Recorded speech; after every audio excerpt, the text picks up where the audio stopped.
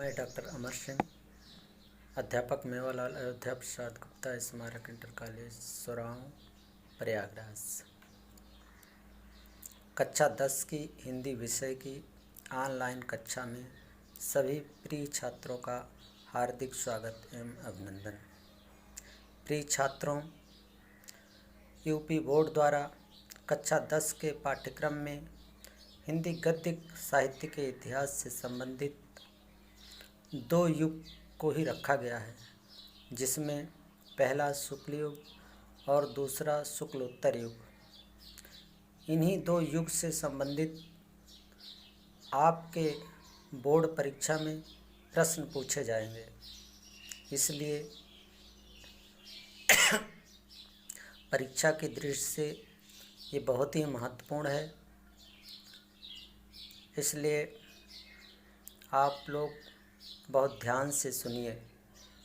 हिंदी गद्य साहित्य के इतिहास के प्रारंभिक दौर की यदि चर्चा करें तो सर्वप्रथम 10वीं शताब्दी के आसपास राजस्थानी भाषा में हिंदी गद्य साहित्य के स्वरूप प्राप्त होते हैं, जिसमें दानपत्रों, टीकों, पट्टों, परवानों और अनुवाद में देखने को मिलते हैं। इसी के साथ साथ लगभग 14वीं शताब्दी से लेकर 17वीं शताब्दी तक कृष्ण भक्ति धारा के कवियों ने हिंदी गद्य के विकास में विशेष योगदान दिया, जिनमें गोस्वामी विट्ठलनाथ का श्रृंगार रस मंडन, गोकुलनाथ जी का 84 वैष्णवन की वार्ता और 252 वैष्णवन की वार्ता तथा नाभादास जी का अष्टयाम विशेष उल्लेखनीय है। इसी के साथ साथ सर्वप्रथम अकबर के दरबारी कवि गंग ने चंद छंद वर्णन की महिमा नामक पुस्तक लिखकर हिंदी गद्य को आगे बढ़ाने का कार्य किया। इसी के साथ साथ आधुनिक हिंदी गद्य के प्रमुख लेखकों में मुख्य रूप से मुंशी सदा सुखलाल, इंसाल्ला खां, लल्लू लाल और सदल मिश्र हैं। इन्होंने जो पुस्तकों की रचना की, उससे भी हमें हिंदी गद्य के स्वरूप को जानने का अवसर मिला है। जैसे मुंशी सदा सुखलाल जी ने सुख सागर की रचना की और इंसाल्ला खां ने रानी केतकी की कहानी की रचना की, लल्लू लाल ने प्रेम सागर लिखा और सदल मिश्र ने नासिकोतोपाख्यान लिखा।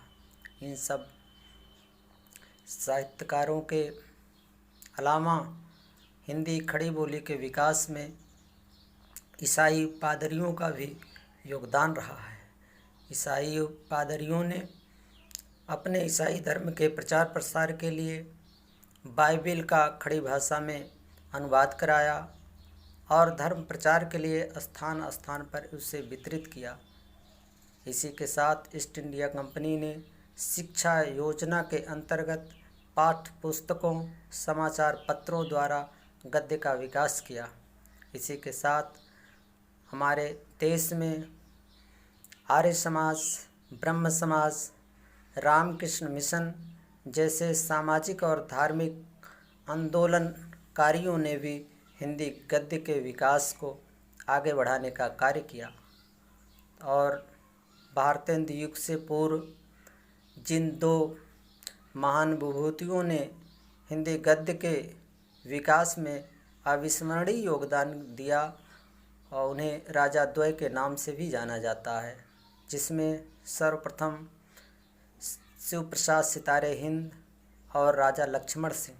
शिव प्रसाद सितारे हिंद की भाषा उर्दू से युक्त थी और राजा लक्ष्मण सिंह की भाषा संस्कृतनिष्ठ अर्थात तत्सम शब्दों की बहुलता थी। इसी के बाद आधुनिक हिंदी गद्य के विकास को जब हम कालक्रम की दृष्टि से विभाजित करते हैं तो उसे 5 स्वरूपों में हम देखते हैं। पहला भारतेंद्र युग, जो 1868 से लेकर 1900 तक। द्विवेदी युग, सन 1900 से लेकर 1920 ईस्वी तक। और तीसरा शुक्ल युग, जो 1920 से लेकर 1936 तक के समय को इंगित किया गया है। और शुक्लोत्तर युग, शुक्लोत्तर युग 1936 से लेकर 1947 तक। और 1947 से लेकर 19 अब तक के कालक्रम को हम स्वतंत्रोत्तर युग के नाम से अभिहित करते हैं, जानते हैं।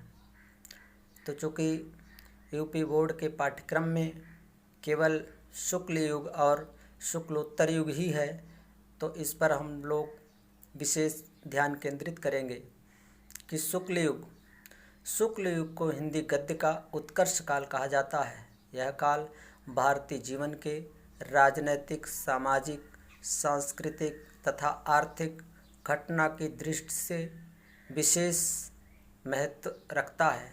इसी समय गांधी जी के प्रभाव से स्वतंत्रता आंदोलन चलाए जा रहे थे, जिसमें सहयोग, असहयोग और सविनय अवज्ञा आंदोलन विशेष रूप से स्मरणीय हैं। इसी के साथ जलियांवाला बाग हत्याकांड भी इसी दौरान हुआ।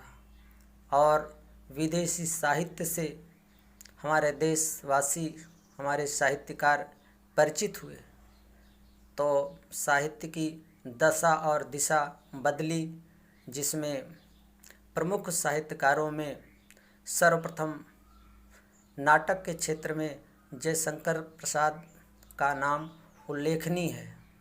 उन्होंने ऐतिहासिक, धार्मिक, हास्य व्यंग्य आदि नाटक को लिखकर नाटक के क्षेत्र में एक कीर्तिमान स्थापित किया। जयशंकर प्रसाद जी की नाटक रचना कल्याणी, ध्रुवस्वामिनी, चंद्रगुप्त, स्कंदगुप्त आदि बहुत ही लोकप्रिय हुई। अन्य नाटककारों में लक्ष्मी नारायण मिश्र, राम कुमार वर्मा और बेचन शर्मा उग्र महत्वपूर्ण हैं। इसी के साथ उपन्यास के क्षेत्र में मुंशी प्रेमचंद जी का उदय भी एक अविस्मरणीय घटना थी। इन्होंने उपन्यास की रचना करके साहित्य में अमर हो गए। इन्होंने सेवा सदन, रंगभूमि, कर्मभूमि, निर्मला, कायाकल्प, गमन और गोदान आदि उपन्यास लिखे। इसी के साथ साथ अन्य उपन्यासकारों में विशंभरनाथ शर्मा, कौशिक, चतुरसेन शास्त्री, शिवपूजन सहाय, बेचन शर्मा उग्र। इसी के साथ साथ निबंध की परंपरा में आचार्य रामचंद्र शुक्ल ऐसे निबंधकार हैं जिनकी आज तक सानी नहीं है। उन्होंने निबंध साहित्य के अंतर्गत बहुत प्रगति की, बहुत अच्छे निबंध लिखे और निबंध में विविध शैलियों का उन्होंने प्रयोग किया। इस तरह से हम ये कह सकते हैं कि शुक्ल युग हिंदी गद्य का उत्कर्ष काल था। शुक्ल युग के बाद शुक्लोत्तर युग आता है, जो सन 1936 से लेकर 1947 तक के समय को कहते हैं। इसी समय प्रगतिवाद के नाम से प्रसिद्ध कार्ल मार्क्स का सिद्धांत पूरे विश्व में चर्चित हो गया था। उसका भी प्रभाव हमारे गद्य साहित्य पर पड़ा। इसी युग में नवीन विधाएं प्रकाश में आई। संस्मरण, एकांकी, नाटक, रिपोर्टाज, रेडियो, रूपक एवं रेखाचित्र खूब लिखे गए। मनोविज्ञान, दर्शन, पाश्चात्य साहित्य एवं राजनीति से प्रभावित थे। इस युग के प्रमुख गद्यकार हजारी प्रसाद द्विवेदी, नंदा दुलारे वाजपेयी, शांति प्रिय द्विवेदी, डॉक्टर रामविलास शर्मा, वृंदावन वर्मा, राहुल संकृत्यायन, रंगे राघव, अज्ञेय जैसे साहित्यकारों ने हिंदी गद्य को सशक्त सबल आधार प्रदान किया। ये संक्षिप्त रूप में हिंदी गद्य साहित्य का इतिहास आज हम लोगों ने अध्ययन किया। इसमें जो भी महत्वपूर्ण हो आप लोग उसको अपने कॉपी में नोट कर लीजिएगा। धन्यवाद।